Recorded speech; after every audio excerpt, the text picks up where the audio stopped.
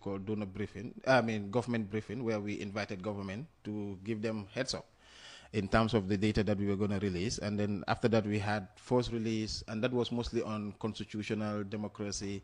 And so this is the first time that we're releasing this on economy, but we'll get back to that. But how do we conduct this? There are technical areas, but I just want to focus on the step-by-step. At least that will help our viewers. So for Afrobarometer, which is a Pan-African network, of non-partisan network of research organizations across Africa. Currently, they are in 42 countries. So what we do, basically, the same method we use across the countries that we survey. The same method used in Ghana, are the same used here in Nigeria. So possibly the differences might be just in the sample size. So may want to do 2,400. That also depends on the availability of funding and all those different, because surveys are very expensive. So it's the same method. So in Gambia, the method we use is a national representative sample, and in that means we go across the entire country. But going across the entire country, before that, we started with the sampling that is usually based on the GBOS frame, census frame. That's where we select our EAs. So in this round 10, or even all the previous rounds, we were using 150 EAs based on the sample size that we did of 1,200. And so this EAs cuts across all the local government areas, that is Banjul, Kanifing, all the way to Basse. So Banjul and Kanifing, they are usually urban. So for us, when we are doing our sample also, we need to factor in the rural-urban dynamics to ensure that at the end of the day, our sample could be representative and can give an entire figure of what is done. So the first step is to do the sampling, and the sampling is usually done by a statistician. When the statistician is done with the sampling, then we also train our enumerators to go across the country.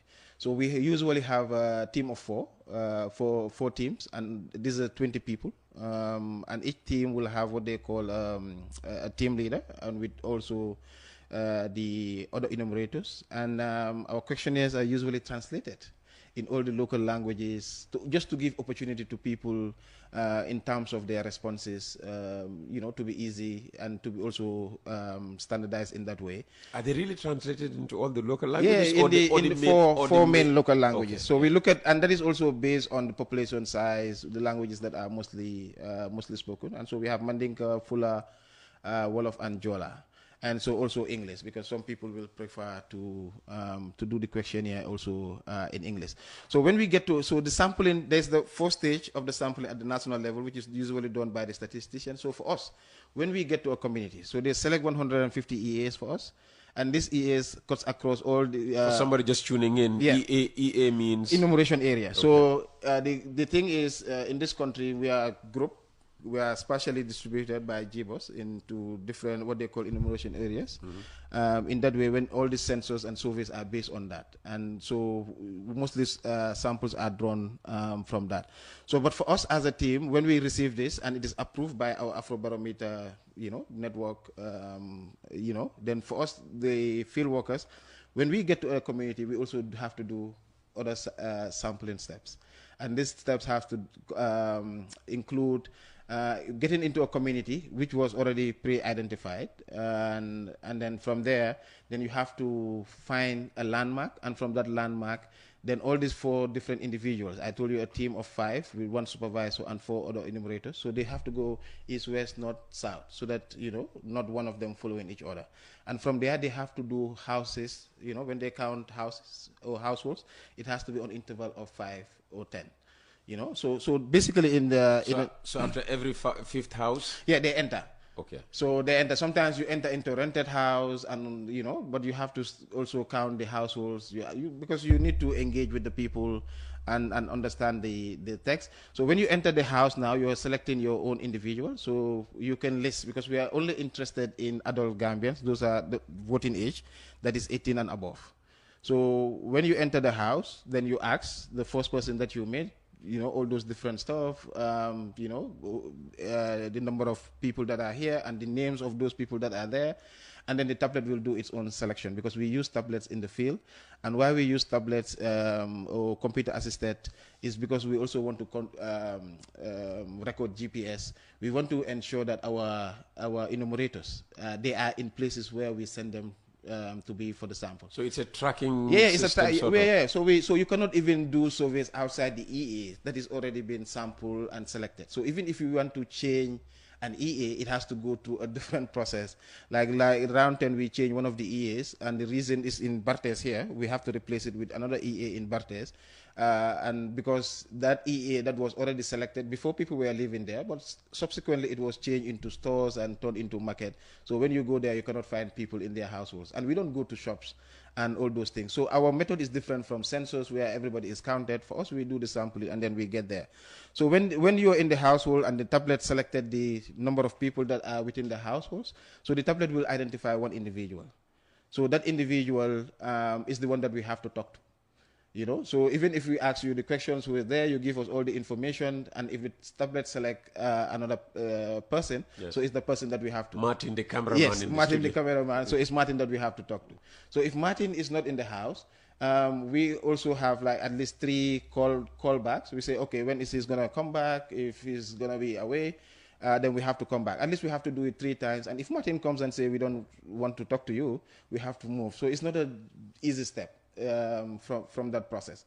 So, but the only thing that we factor in the process, I hear people talking about, politics here and there. We don't factor those things. We try as much as possible to ensure that our interviews reflect gender, because also the rural, urban, all those things have already been sampled. So when we get there, now the field workers' job is to ensure that they interview, if they interview, the first interview is male, then their second interview must be female. So now, if they move to the second household, now they have to pick, list the gender that has been missing. And the opposite gender. Yeah, the opposite gender, and then they complete it. So why are we also doing, so we're using how, you know, even though we're interviewing individuals, but individuals live within households. These households exist in, it could be in compounds, but exist in communities, exist in villages, and villages make up, you know, towns or districts, and eventually it makes up the whole entire country. So for us, that's how far we go, and we don't. And sometimes when they are sampled, I think in round 9. So me usually I'm not in the field, but round 9 sometimes when they are in the field and there are things that are needed, so I go.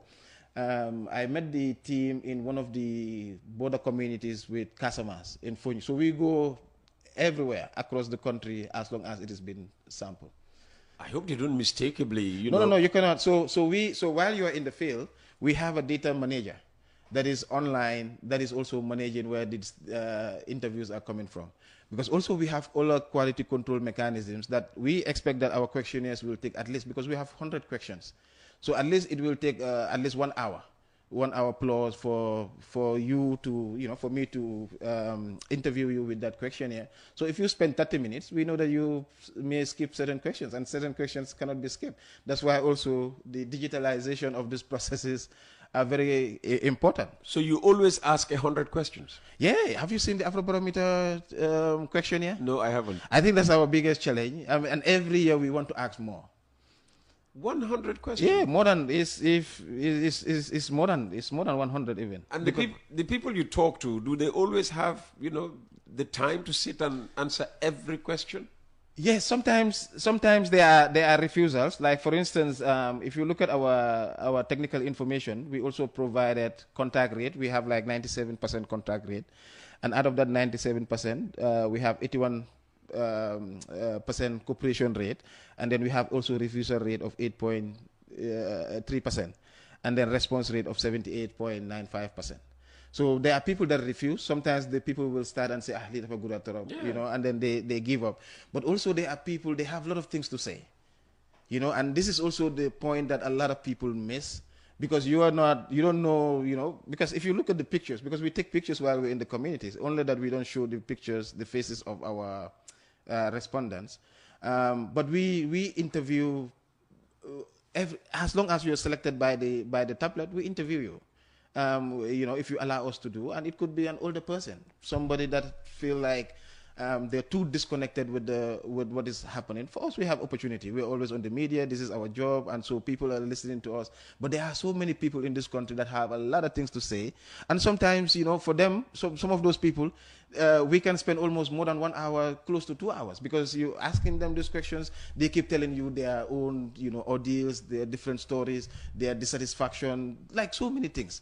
But you as an interviewer, you are trying to bring them back to the issues that you are trying to interested. But if you follow all through, you see that people have a lot of things to say. Yeah, but when they drag you into other areas, I mean, does that influence the report ultimately? No. I mean, it was not captured in your questionnaire, but some new thoughts have filtered through. I mean, so for us, the teamwork that goes there. After that, we do have the briefing sessions, and for us, those are also contextual issues, because at the end of the day, when you get to the field work, you have to write a report.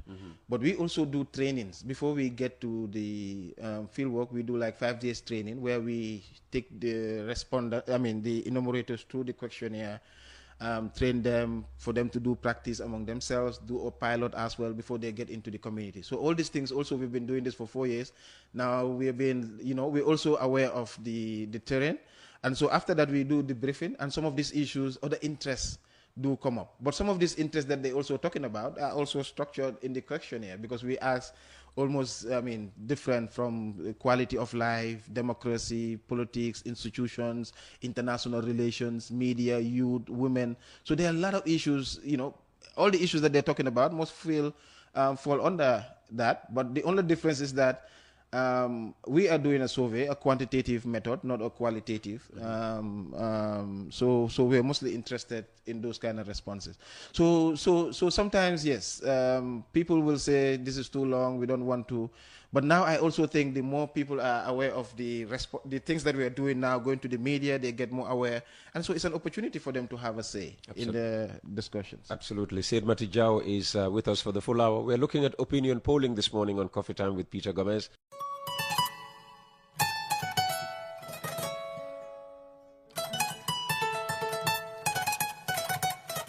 If you'd like to advertise on the program, get in touch with Mr. Jibril Jassi on 787-0107 or 699-0107 or 924-24-24. It's the adverts that sustain Coffee Time with Peter Gomez on West Coast Radio. And we're so glad to have Wave rejoin us. Now, as a pollster, Sait Mati's role is to gauge public opinion, which is often influenced by current events and societal trends. Therefore, it's essential to stay updated on the latest news, popular culture, and shifts in public sentiment. I began by asking, how you consume news, whether you go out in the morning to get the papers. I know you are always in the media, but how important is continuous learning and the ability to change, to adapt to change, I should say, doing the kind of job you do? Yeah, for me, basically, education is about transformation. It's about transforming oneself. And right now, as we're discussing, new things are coming up. AI is becoming something else. Exactly. And so you have to pick it up. A lot of people feel that AI is threatening their job. Yeah, do you think your job is threatened by AI? Do you think AI can it's go a there? tool. It's a tool. For me, everything here is a tool that can be used. The primary... the most important thing is, what you know and how you delivering on that. Before AI, there were other things that we use, SPSS. We use SPSS to analyze data, makes it easy with just clicks. You get your report. So this is the way. So, but it's always important, to be updated, not only for things that you're interested in, for in line in your work, but what is happening around you is always important. Yeah. And even we track people's media in terms of how they listen to the media. We do that with Afrobarometer as well. Oh, fantastic. Yeah. Maybe I should come to you for some, whisperings on perception. Because, what you do is all about perception. Indeed, as... we ask people about their opinion, but not only also perception, because we also do lived experience. Like we ask you, in the past 12 months, where there are times that you have gone without cash income, food, and all those things. These are self-reported things. If people, You know, if you haven't got... I think that is important to emphasize because in one of the first counterattacks, if you like, from government, your former colleague in the UTG, Dr. Ismaila said these are just perception. Yeah, it's just a perception survey. It's not only perception, and it depends on how you ask the question, how you frame the question. And that's why when we are releasing our report, we are very transparent, because when you're doing research, transparency is very critical. And so even in our, if you look at our surveys, the way we present it, we include the questions that we ask. And so we don't only ask about perceptions, we also ask about lived experience, when without basic life necessities. For instance, we asked them over the past year, how often, if ever, have you or anyone in your family gone without enough food to eat, enough clean water for home use, medicines or medical treatment, enough fuel work to cook your food, a cash income? Yeah. And tell me people don't know when they have, in the past. Yeah, but what is enough? And how much is enough? Enough in terms of... No, that's what I'm saying. What may be enough for you may not be enough for me. Yes. What may be enough for you may be too much for me. That's why we are interested in the individual response. Because we want to know your situation and how you see it, your life experience. That's the life that you live. So that's why if you look at our demographic data, you see that we interview people for no formal education, people with post-secondary education. It's across. And that's when you interpret for them. Yeah, that's the... or translate, I should say. That's when the question is translated for them. Yeah, like for instance... And then the interview is conducted in the local language. The language that the person can speak. Yes. So for instance, this one could be translated in Wolof, in Mandinka, depending on what they want to speak. Yeah. But for us, we don't just go to the field and do the translation. Before that, we do the translation and then the training for the enumerators and all that. Because Gambia also, there are different dialects. Sometimes, fanas, certain things are said in this way, and in other, if you go to the interior, it means different things maybe. So at some point, we try to also see how best we can harmonize those differences in the. Just going back to the framing of that question, whether you had enough to eat. How about if you had asked the question, has there ever been a day when you went without breakfast, lunch, and dinner? Yeah, a day would be 365 days. So it could be a day is like, it's very difficult to measure. But so that's why I'm saying any day within the past but then you need to look at or whatever. Yeah, you need to look at the responses as well. So we also provide a response where we say never. I've never gone without you give them options. Yeah. So for surveys you give options. So that's the difference between for me today. I can, if I'm doing a qualitative study, I can say Uncle Peter, over the past year, just allow you to expand and tell me all the times, the days, if you want. But here our responses were... when people come here, I don't give them options. Yeah. So here. But then we don't tell them the options. You don't? Yeah. So in most cases, they tell us, okay, I've gone, Burina. So then we try to... So Barina for you would be... Okay, now Barina, is it many times? Is it several times? Well, just once or twice? For us, those are the responses that guys take. Many times or always. There are people that say always. Always, mom, I'm nothing. So, and then there are those that say several times and just once or twice, and those that say never. For instance, food. If you look at food, we have like 56% that say they've never gone without food. So if you're interpreting that as they've never had food, I saw someone, that was the way that he looked at it. He said, oh, how can 56 or 48% say they've gone without food? But no, the green ones was like those that have never gone without it, that they have had it. But then you can look at 17% say many times or always. So you need to look at there is a food problem within society, but it doesn't affect the entire population. It affects at least 17 or 2 out of 10 citizens. And there are also 13 percentage points that say several times. So it's the severity. So we try to also measure those kind of stuff. But these are also important information. If you're looking at poverty and all those different stuff, you can look at the problem of cash income. There are people that are unemployed. People without employment, they might not have cash income. Well, unless they have they have somebody in Italy. Yes, but like cash income, so medical care as well. You need to now You can go to hospital, you can access it, but if you want to get the medicine, whether you're rich or poor, you go out and buy it. Yes. So that is universal. So well, there are people that cannot afford that. I spoke about my wife's experience when she went to Serekunda Health Center. We're still going to these community things, And you have water. We're not rich enough to fly out of this country to get medical treatment. But we also interested in the basic necessities, because service delivery is for the people to have access to these things. And if cash income is about jobs, is about things that people can lay hands, do their work, and get something out. If people are not everybody, there are 26% that say they have consistent cash income, and especially those that are receiving monthly salary. But look at the farmer that only works 3 months in the year, so almost the rest of the 9 months no work. But even to sometimes get their money is here and there, and we've seen the kind of conversation that was happening. So these are things that we need to also factor. Talking about the farmers, if you were to do this kind of study now, goodness me, the kind of response you'll get from them is going to be... Yeah, that is also the timing also very, very, very critical, because it's also the current discussion.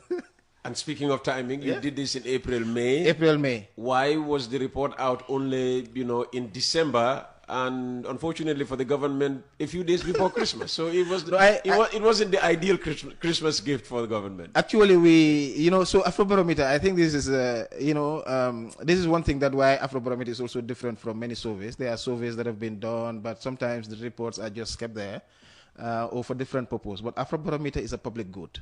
A public good means that our results are not kept in a shelf somewhere, but it must be disseminated. That's why we go and engage the media. That's why we do this kind of engagement. But we started releasing this, I think, in August, September. Because, after you collect the data, you have to do cleaning and all those different stuff. So you've been releasing the reports in... pieces. Okay. Yes, because also I told you we have 100 questionnaire. Imagine releasing the 100 questionnaire. So what you presented in December was the full report? Yes. So also for us, because also we want to, for me, that's also my... because we want to release reports based on international events and things that are happening, or kind of discussions. Like on the 18th of December, we released on migration, where we saw that almost 68% of Gambians considered migrating. Yes. So those are the timings that we use in terms of releasing, so that it can help inform conversation around that. And so this economic problem, was identified to be released as part of our second dissemination. But along the way, we noticed that, government was about to go on a nationwide tour, talk to the people and engage the people, farmers and all that stuff. And we have also done that. So we've gone to places where even government haven't been to, because government, if you follow their map, it's mostly maybe in major areas where they go to, but we go to communities where access to roads, all these things are not even possible. Well, that's interesting. The excuse they give for the Meet the People tour is that the president gets to places ordinarily, Gambians hardly, in most instances, it's the people that are interested that come to the president. But for us, we go to people in their own homes, in their own places. Government, are you listening? Our methods, if they want to use the Mix the People tour as a basis, it's good. For me, I have no problem. Government must engage and discuss with the population. But you cannot use that as a measurement to, push aside what we are doing. We go to the people that might hardly even have fare to come to the Meet the People meetings. And what about the integrity of your enumerators? Because that ultimately will, impact on the integrity of the entire report. We have seen the reaction from government, from Demba, Sabally, for instance. Saying that 8 out of 10 Gambians, is dissatisfied with, the direction of the country under this government. He says, well, if you go to a mainly opposition base and conduct, a survey like that, you would naturally come up with, that kind of outcome. He could go to, areas in this country and come out with a 90%, satisfaction report. I think the difference between us and them is we're not doing an opposition survey. We're doing a nationwide survey. For them, politicians, they can do that. They can go to an opposition area or their stronghold and do those kind of stuff. But we are interested in a nationally, sample. That's why we are not interested in asking people about their political affiliation. Can I look at you and know which political party you belong, even if you live in this area? How is that possible? Well, you're lucky. I just took off took off the label this morning. Yeah, you took. But so I mean, sometimes, you know, when I listen to those things, I just laugh and say, okay, it's the politicians talking. But I think they need to be reasonable and understand, one, that we are scientists. They're politicians, they're doing their politics and all those things, which is okay. I'm not telling them how to do their politics. They cannot tell me how to do my science work. And I think that's the respect that we need to establish and not to force. Because what we are doing, we are bringing people. We recruit people that have been trained, as I told you, like we do training. But we don't only stop at training. Our enumerators are also academics, people that are interested in what we're doing. And the good thing with Afrobarometer is people are using it to write master's thesis, even PhD, academics. And Afrobarometer is not only Gambia, it's across Africa, but you have support institutions from the University of Michigan, University of Cape Town. Academics, global academics are using this data. And the people that are giving government money is exactly the same institutions that are giving us money, EU, World Bank, and those are the institutions that are also depending on this data. So when we release the report, we just release it for public consumption. So it could be consumed by World Bank, EU, the government. If they accept it, fine. If they don't accept it, if they reject it, it has nothing to do with us. That is their government. You mean? Yeah, government. I mean, for us. Would you say that's a missed opportunity? Because here is, you know, an opportunity to know what people are complaining about. Because that's what government are meant to do. But for me, to hear the complaints of the people and try as much as they can, you know, to solve the problem. But for me, even like when government say they reject it, and I go to their national development plan and I see that they are quoting Afrobarometer, I said, what are you rejecting? They're quoting Afrobarometer? Oh, go to the national development plan. For us, we also track our engagement. The positive sections of the report. Yeah, the positive sections of the report. Not the positive, because, no, it was about citizens, I cannot remember the exact section, but it's about sharing citizens' perception. Because it's also critical. Because the other problem in this country, you know, in 2014, I was arrested trying to do Gallup poll because the problem of data is one issue. And so what we are doing is government is not spending the butut in this. We are collecting data available freely and then putting it there to tell them that this is what the people are saying. They can do that. They were on a nationwide tour. They're on the radio. They're everywhere. They're hearing exactly what we are telling them is what the people are telling them. And I listened to the interview with the agriculture minister. He said that the president's priority are agriculture, infrastructure, and what? Energy. Energy. And that's is also part of the most important problems that the people are saying. So if our priorities that are listed by the people are baseless, then the priorities of the president is for who? So those are the things that I think that they have you done anything on energy delivery? Because I would love to. I think Gambia did that with Sepras at some point. I'm not sure. And what was the outcome? I cannot remember on top of my head, but you know, because despite spending so much, you know, to buy, you know, foreign generated power, I mean, our situation is still desperate.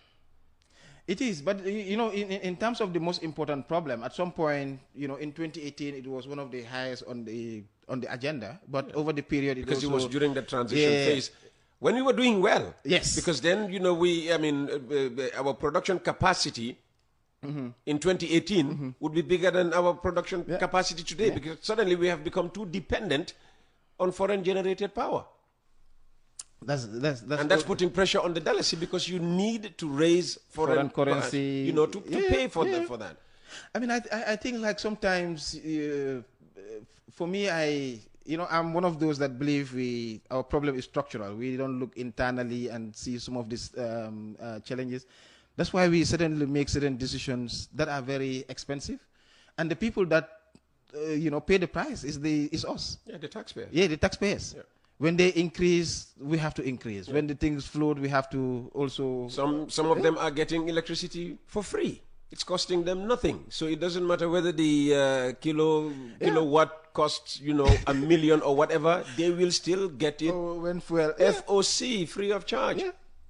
But the rest of us, there are people, and so those people that are not benefiting, they also have a say. So in 3 minutes, you know, the report that Barometer has come out with, how it can benefit Gambians in general, including the government, and you know, where we go on from here. I mean, for me, when I look at it in the other way, I said even government rejection or, I mean, disagreeing, because I don't know whether they disagree or reject, because when I read the statement, they welcome... They reject the report. Yeah, they reject, but then they welcome the positives. In the same statement, I also saw where they... And let me, just before you go further, I mean, do you think the media also plays a part in the way, maybe government reacts? Because if you come out with this and all we pick is, 80% of Gambians, think, the country is being steered in the wrong direction. Of course, government we release, so we organize a dissemination event and we release different questions. Yes. So, but now, Uncle Peter, we cannot tell you today what you pick. So we'll come up with our report. That's true. What you want to highlight is not, that's why I said when we release our report, it's not our duty now to see how people react to it, what they prioritize. But for us, we know what we've released. So as long as they are not changing the figures, changing the numbers, and it is how they use it is also up to them. True. And so it is a public, thing, so they can use it. In that way. So if they want to highlight the direction of the country, it's fine. But even the direction of the country, if you read the report, in 2022, it was 79%. So there is a decrease. Even though today is still high, like 77% are saying is moving in the wrong direction. But if you look at the graph, it is going down. That's true. Even if you look at the personal economic condition of the people, if you look at the graph, it was during COVID and 2022 and all that, but now it's picking up again. So you see, Afrobarometer shows you all that. And so for us, we say that we have, from 2018 to now, a collection of citizens' opinion in this country that can critically and reliably show the trajectory of this country. So the report is not as bad as government thinks it is. I mean, you hear 77%, but the last report was 79%. So this is an improvement on 70. In this one, they asked us to give us 5 questions as country-specific questions, and one of the questions we used was better or worse. Whether things are better under Barrow or worse. And those things were freedom of speech. Imagine, 80%. But they highlighted this in the statement that they talk about. These are the positives that they highlighted. Youth participation in politics, 69%. These are positives. But the negatives are peace and security because people feel insecure. Yeah. But the government, the mistake that they continue to do, they compare security here with security everywhere else.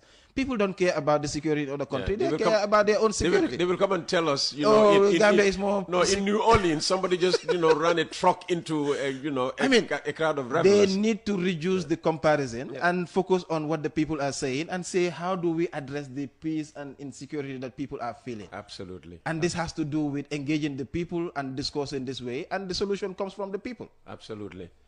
Sait, let's have your, closing remarks, if any.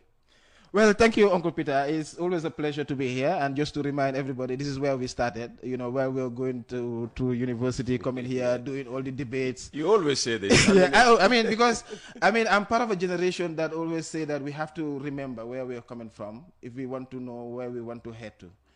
We cannot forget the past, and I think there are a lot of people that have contributed to where we are today, and we continue to appreciate that. Today I'm debating with my professor on this survey, but he was the first person to expose me to survey under our contemporary Gambian political class in 2011. And so there are a lot of things that, we need to appreciate, but where we have to disagree, we sit, and I think that's also what you're providing, the platform. And I think for us, this is what we want. We want our politics to change from he says, this debate, but to look at the issues that matter to the people. Yeah. And I think the new phase of our transition should be focused on the socio-economic issues, because these are the things that also matter to the people mostly. And thank you so much for inviting me today as well. Sait Mati, yes, Sait Mati Jau is, you're the executive director, is it? Yes, executive director. Yeah, I'm the chief politician of CRPD. So they take their politician, me to our politician for another organization. There you go. All right, you've been listening to Coffee Time with Peter Gomez on Friday, the 3rd of January, 2025. It's the last program of the week, so we wish you all a very happy weekend, and we'll see you back here on Monday.